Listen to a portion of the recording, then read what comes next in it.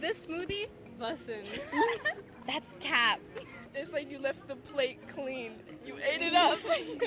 Like after a girl says something, you're like, oh, okay, period. Like you ate something. If someone's like obsessed with a guy and he clearly doesn't like your, well, I'm gonna say you're delulu. Yeah, so good. What did they just say? Bussing, cap, 8? Well, you might have heard those words from our younger generation, forever confusing the older gen. Drip? I don't know, a drip of coffee? I don't know, drip coffee? Is she right? Is she wrong? That would be wrong. Drip is like your clothing. Like, oh my gosh, she has such cool drip on. Mom, how do you feel right now? Very old.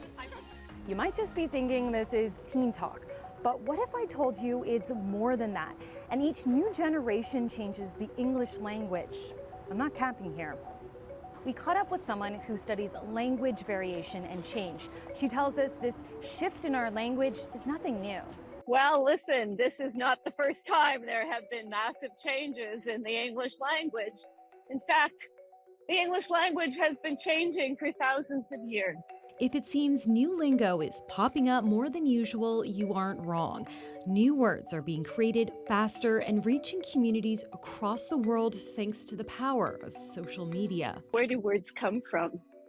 Well, a lot of times they come from technological developments or social development or initiatives that arise out of political shifts. I'm sure we could trace many of those words back to social media, for example, as new words emerge in interaction when people are talking to each other. This is so mid. It's only average. That idea lives rent-free in my head. I cannot stop thinking about it. Slang usually speaks to a cultural moment in time. Take the word brat, for example. It entered the chat when U.S. Vice President Kamala Harris became the Democratic presidential nominee in the upcoming 2024 election. The word typically describes a spoiled or disobedient child, but that meaning has changed. Brat is bold, real, audacious, trend-setting.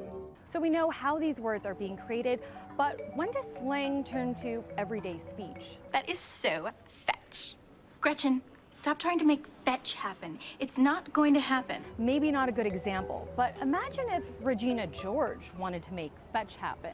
So if you've got influential members of a community using a particular word or phrase or whatever, you're going to see it spread quickly. And if that new word is here to stay, we'll see a jump from different communities into other countries and generations. Sally's advice on dealing with the new lingo is to embrace it, because one generation's slang is the next generation's normal vocabulary.